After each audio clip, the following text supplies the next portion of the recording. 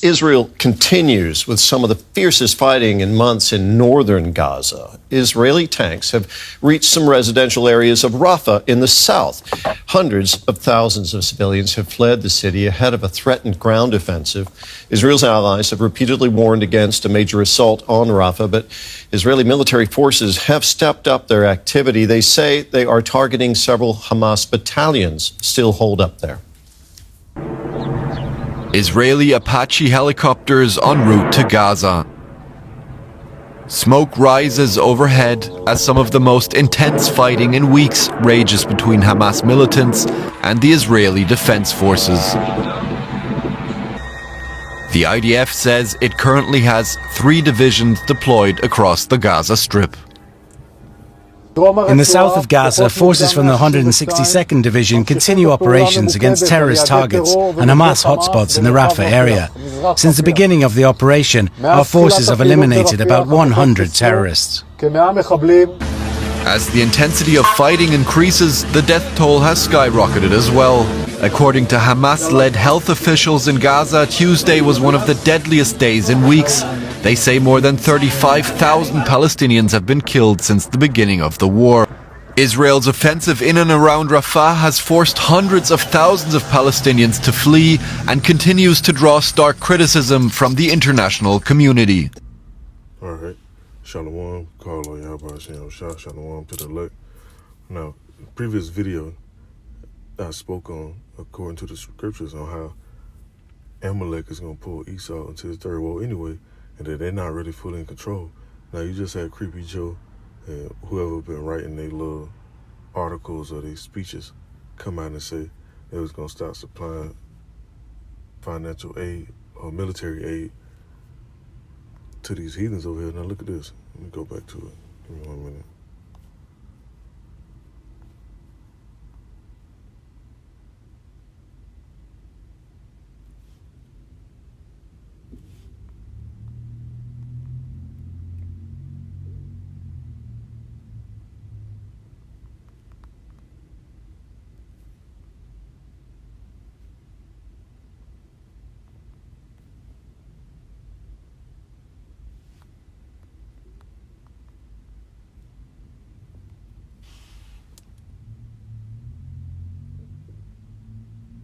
No, I ain't gonna play the other long video I seen. Just play this one right here. The Biden administration is preparing to send $1 billion in arms and ammunition to Israel. This comes days after the U.S. withheld shipments of certain weapons. Jared Hill has more. This morning, smoke billowed from the horizon in Gaza as Israeli forces pounded parts of the north. Tuesday, in the Nuseirat refugee camp, a CBS News team was there as first responders dug survivors out of the rubble of a building targeted by Israeli warplanes. This comes as the United Nations says more than 500,000 Palestinians have fled the southern city of Rafah since Israel started targeting the area last week. These developments are further impeding humanitarian access and worsening an already dire situation. At the same time, Hamas goes on firing rockets indiscriminately. All crossings out of Gaza are now blocked, leaving 20 American medics trapped inside. Something that I had to do. I felt like the efforts back home were not going anywhere. They were falling on deaf ears. In Tel Aviv, Israelis marked 76 years since the nation was created. Celebrations held with heavy hearts. Today, Palestinians are observing the 76-year mark in a different way. They call it Nakba, Arabic for catastrophe, marking how long it's been since their mass expulsion from the region. And see, hey, they right near the 77 mark, which is the number of completion. And Amalek is about to get wiped out, man, according to the scriptures. And they're going to pull the U.S. military into their shit that they got going on over there. So let me get this other precept real quick. It's in the book of Job, chapter 33. Let me read on down. Let's start at verse 15. Now it says, in a dream and a vision of the night, when deep sleep falleth upon man and slumberings upon the bed, then he openeth the ears of man and seals their instructions. So Creepy Joe and his comrades, they probably already had planned to go do some whole other shit. Or like, oh no, we're gonna pull back. We ain't gonna send no funding or no finances over there, none of that.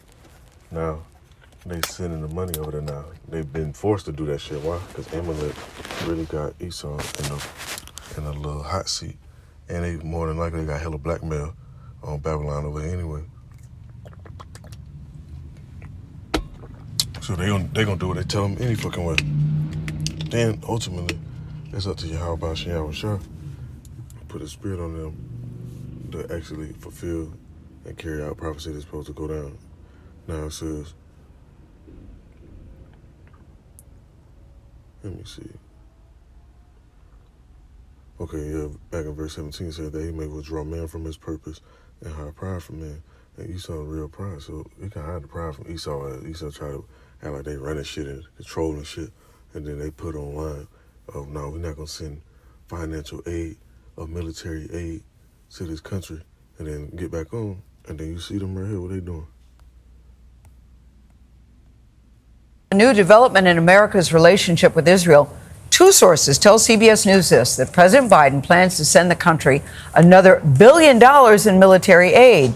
Now, this comes... They say, you bug outs, you motherfucking robots.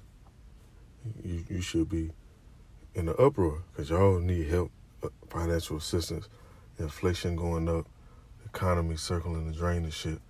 And a lot of this shit is really a mirage any fucking way.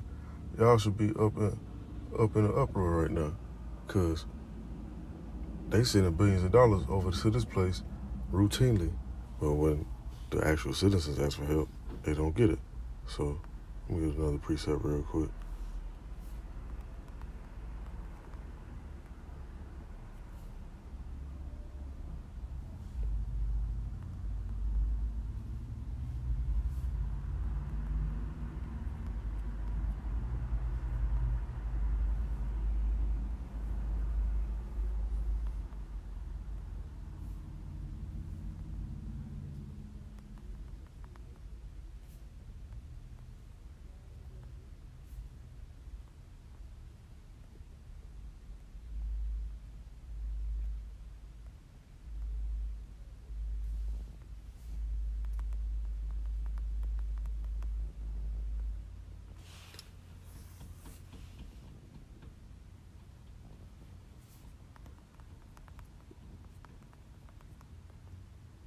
The book of Proverbs chapter 21, verse 1, it says, the king's heart is in the hand of the Lord as the rivers of water. He's trying to do whatsoever he will. So we want Esau to get on TV and say, you know what, we're going to pull back. We're not going to go to war.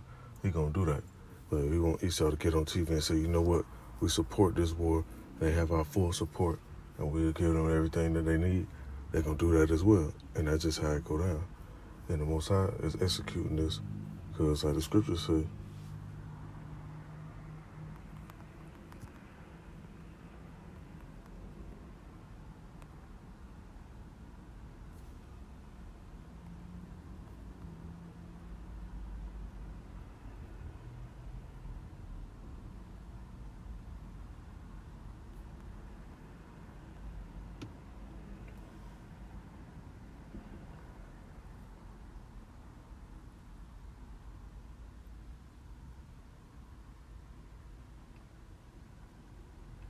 book of Galatians chapter 1 verse 20, it says, now the things which I write unto you, behold, before out of wine, I lie not. And the Most High did not lie. He didn't put no lying tongue in the prophet's mouth when they sat down and the scribes actually wrote this stuff down. This stuff coming to pass.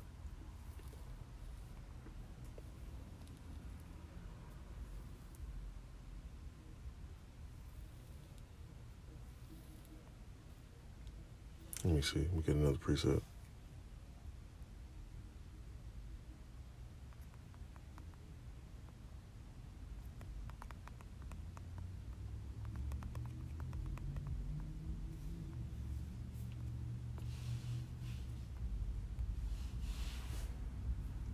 It's in the book of Habakkuk, chapter 2, verse 3. I'm going to read through this and I'll end this off.